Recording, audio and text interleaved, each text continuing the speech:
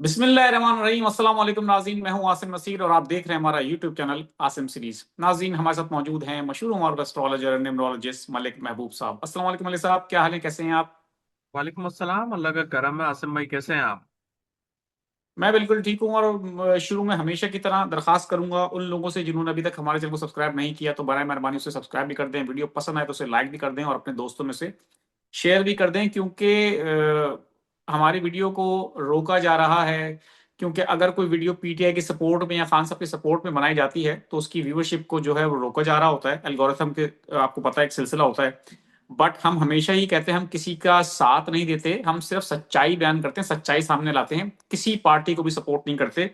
और ये एस्ट्रोलॉजी का ही चैनल इस हवाले से है। इस पे प्रेडिक्शंस जो होती हैं मलिक साहब की, खास तौर पे वो आप अगर मलिक साहब को फॉलो कर रहे हैं तो उनका तो हमेशा से क्लेम रहा है कि वो सियासत को फॉलो करते नहीं। इवन के मलिक साहब आप तो खबरें भी नहीं देखते मेरा ख्याल है पाकिस्तान की। जी बिल्कुल ऐसे क्या ही है कहें? आसिम भाई के। मुझे शौक नहीं है सियासत में। पता नहीं अजीब सा महसूस होता है कि यार आप सियासत में चले जाते हैं ना तो आपका टॉपिक बदल जाता है, आपका माइंडसेट बदल जाता है, तो इसलिए मैं नहीं जाता हूँ उसमें। मैं बिल्कुल एस्ट्रोलॉजी ठीक है। बायस हूँ और उसके ऊपर फोकस रखता हूँ। बिल्कुल ठीक है मलिक साहब, मैं आपको ये बता दूं कि मंगल के रोज हमेशा होता यह है कि अदालत का फैसला है कि खान साहब की मुलाकात कराई जाती है उनकी फैमिली से, उनके वकला से।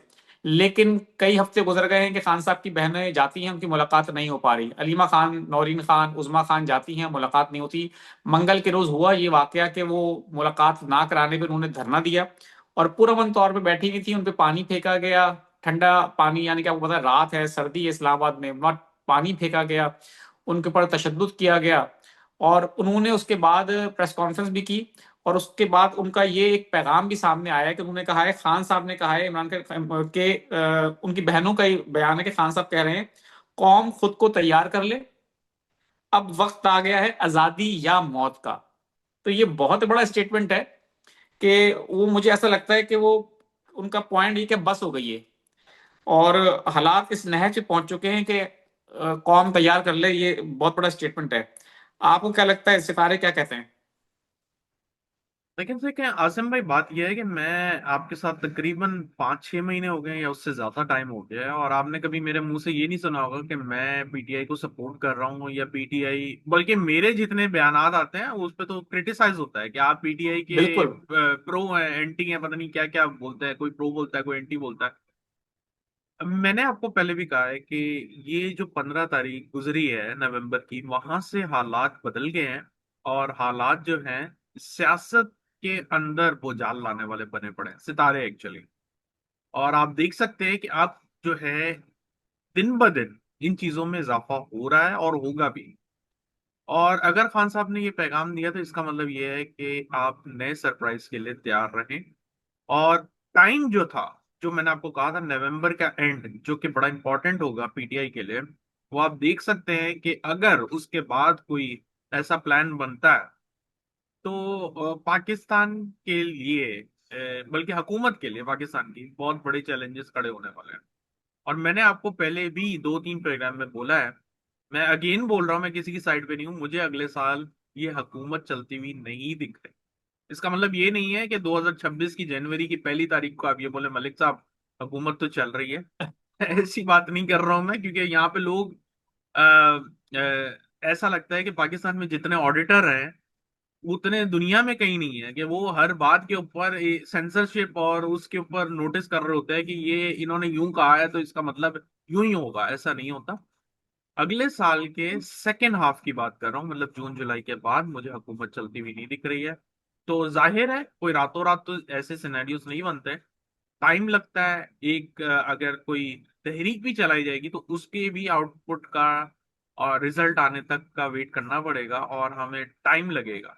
तो कहने का मकसद ये है कि खान साहब की अगर ये बात की है नहीं की है, मैं इस बात से इत्तेफाक करता हूँ सितारों की रोशनी कि ऐसे ही हालात बन रहे हैं आने वाले दिनों में। 3 दिसंबर से, खैर एक और बात मैं आपको दे देता हूँ इसी में, 3 दिसंबर से 10 दिसंबर ये एक ऐसा फेज होगा जहां पे खुदा ना खास्ता इंडिया या अफगानिस्तान से कोई शरारत हो सकती है। मैंने बोला हुआ है ऑलरेडी कि 15 नवंबर के बाद ऐसा नहीं होगा, छोटी सी प्रोबेबिलिटीज मुझे नजर आ रही हैं 3 से 10 की, लेकिन खुदा ना खास्ता अल्लाह करेगा ऐसा कोई मामला नहीं होगा। बट मेरा काम है सितारों की रोशनी में आपको अपडेट देना। तो 3 से 10 दिसंबर थोड़ा सा मोहतात रहने को पाकिस्तान को रहना पड़ेगा, ताकि उनके लिए कोई प्रॉब्लम ना क्रिएट। मलिक साहब, आपको पाकिस्तान के जायचे में क्या इतना खतरा नजर आ रहा है कि जितना इस वक्त बयान किया जा रहा है, खास तौर पर तहरीक इंसाफ के जो लीडर हैं उनके अगर स्टेटमेंट की बात की जाए, चाहे वो सोहेल आफरीदी साहब का स्टेटमेंट हो, चाहे वो अलीमा खान साहबा ने जिस तरह बाहर आके कहा, मतलब बाहर मुलाकात करने तो वो गई नहीं, मुलाकात करने दी नहीं गई, लेकिन उनका उन्होंने जो इस तरह खान साहब का पैगाम जो है पहुंचाया है कि आजादी या मौत के हवाले से कौम तैयार कर ले, आपको इतने खतरनाक सितारे नजर आ रहे हैं?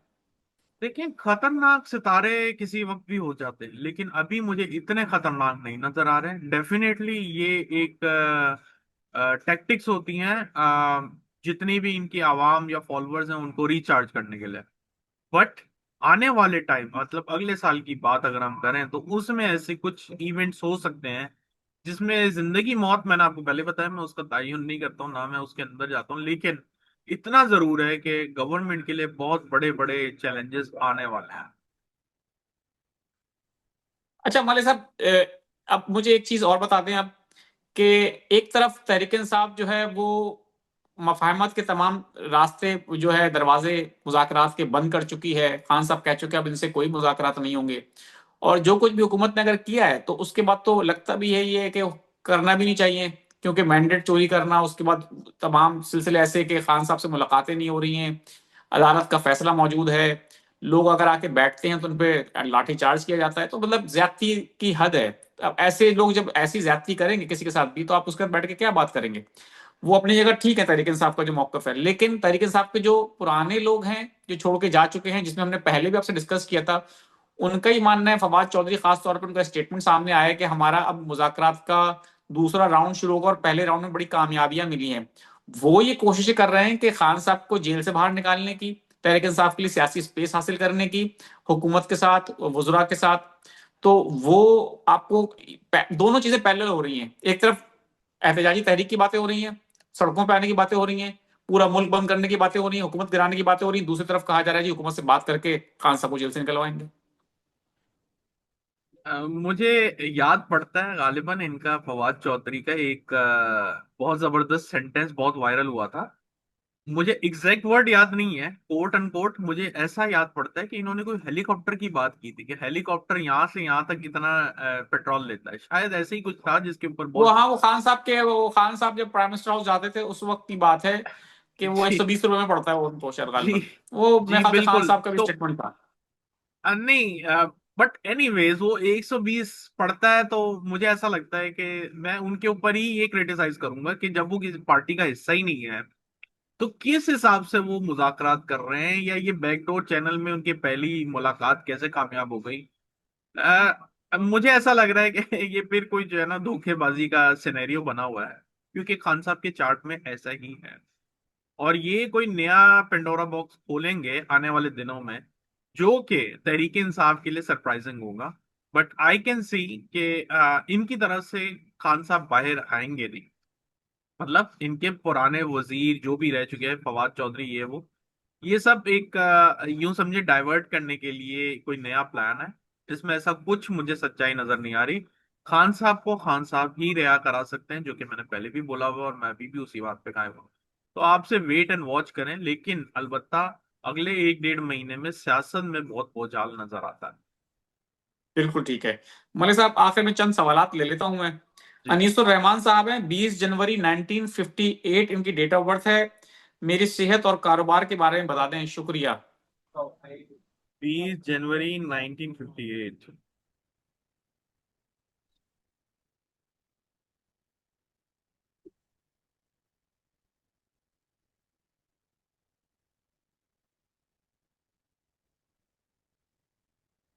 2025 तो इनका कुछ बेहतर गुजरना चाहिए, 2026 फिर इनके लिए डिफिकल्टीज लेकर आ रहा है, 27 भी है, 28 में जाके कुछ इंप्रूवमेंट आएगी तो आएगी।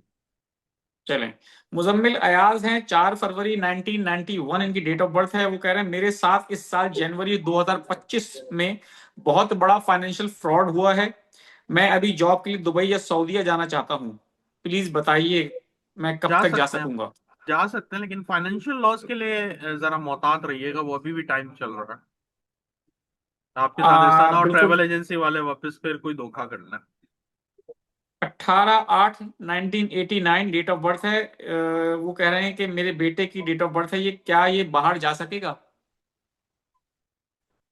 नंबर्स के हिसाब से मुझे नहीं लग रहा। एक मौका आएगा इनके पास 25 के 26 के बीच में, वो अगर अवेल कर लें तो पॉसिबिलिटीज हैं। पलवशा नाम है, 29/11/1983। अपना घर कब तक हो सकेगा?